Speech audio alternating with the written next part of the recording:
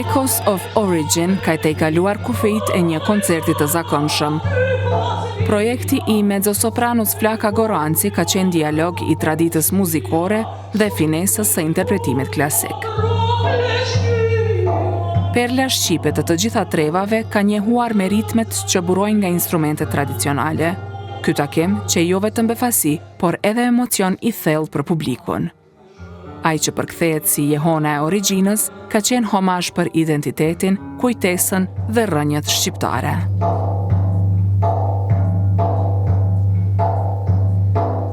Këndimi i këngës tradicionale në stil lirik nga mezzosopranoja e shquar Flaka Goranci shkrihet drejt një natyre të jazzit në tingujt minimal të kitarës së Tringa Sadikut.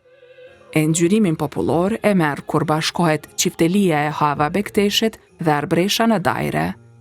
E krejt bashk shkrihen në një kombinim të çuditshëm, por që mrekullisht shkon tejet bukur.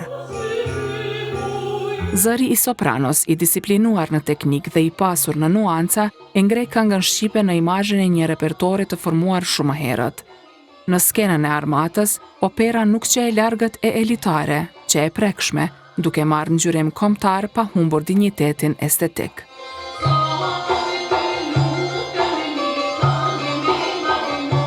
Mezzosopranoja Flaka Goranci ka thënë se ideja ka qenë që muzika dhe instrumentet tradicionale të bashkëdyzohen me muzikën klasike dhe të shihet rezultati. Ideja jeme ka qenë që gjithmonë qysh mujmë me shtit disa instrumente që janë tipike të tradicionale, si çiftelia ose edhe lahuta, po edhe defi. Qysh kishim mujt me kombinu me muzikën klasike, me këndimin klasik, për shembull si këngëtare e muzikës klasike, ty qysh është bukur, ideja që profesioni jam është i mrekullueshëm si këngëtare operës, lidhje të ndryshme, po gjithmonë ka tërheq ajo thesari i muzikës tonë popullore. Edhe jam mundu që gjithmonë me kontribu, se në faktikisht të projektet janë një lloj kontributi që i bëhet kulturës tonë, duke marrë parasysh që merr shumë kohë për mi gjetë këngët e duhuna, për mi gjetë informacione se kush janë kompozitorë dhe a ka të dhëna se kush janë kompozitorë etj. Do të thonë ka filluar si proces, me thonë të drejtën ka një vit e gjysmë. Repertori është përpunuar nga kitaristja Tringa Sadiku dhe mezzosopranoja Goranci. Pas premierës së koncertit Jehona e Origjinës në Prishtinë, formacioni pritet të udhtojë me të edhe jashtë vendit dhe ftesat vetë se kanë bërritur në adresën e mezzosopranos Goranci. Vetëm se e kemi marrë një ftesë, në muajin prill jemi në Hamburg të Gjermanisë, edhe kemi disa informata që na kanë kërkuar disa festivale tjera, që ju ka duk koncepti shumë interesant dhe kanë pritur që derisa të bëhet koncerti sot, bile dhe sot e kemi marrë një ftesë. Po, kam përshtypjen që është projekt shumë i mirë për vendin, është projekt shumë i mirë për trashëgimin tonë muzikore, është një projekt që me të vërtet me anë të muzikës tregohen edhe vjetërsia e këngëve, edhe poezia mrena, edhe laramania, do më thonë, të i marë që kemi zonat të ndryshme.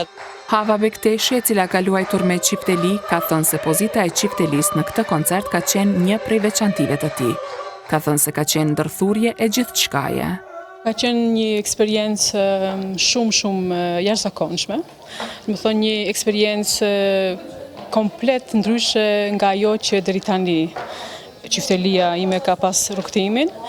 Dhe jam shumë falënderuese Flakës që e bëri dhe këtë projekt të mundur, ku çiftelia të bëhet pjesë e këtij projekti, ku çiftelia sot në këtë koncert u bë një zë i barabartë në fakt me skenën klasike. Edhe kjo është ajo gjithçka që e veçon këtë koncert dhe është shumë një emocion jashtëzakonshëm. Instrumentisti i instrumenteve popullore si çiftelia, fyelli e gajdja, Fatmir Makolli, ka thënë se koncerti ka qenë ngërshetim i bukur i këngës e muzikës tradicionale me këndim lirik. Ky ishte një koncert i një stili të veçantë, i një lloji të veçantë, ku erdhen në pyetje gëshetimi i operave, i qiftelisë, i lahutës, çka ishte më e mira, filloi me lahutën dhe përfundoi gati me qifteli. Në mes këtyne pat çdo lloj muzikës, të gjitha zhanret, edhe të gjitha zërat më të bukur që edhe këndohen, po edhe të gjitha instrumentet më të mira që i njeh shqiptaria, lahuta dhe qiftelia. Prandaj unë jam shumë i kënaqur dhe dëshiroj që ky koncert të shfaqet sa më, domethënë koncertet e këtij lloji të shfaqen gjithkund në trojën shqiptare. Për shkak se vetëm kështu besoj që mund ta marrin dhënë që thonë këto koncerte. Qiftelia ka krijuar dialog harmonik, ndërsa lahuta, me timbrin e saj epik dhe të thellë, i ka dhënë interpretimit një dimension narrativ. Sikur çdo këngë të ishte një arje që bart një rrëfim të moqëm, të bartur brez pas brezi.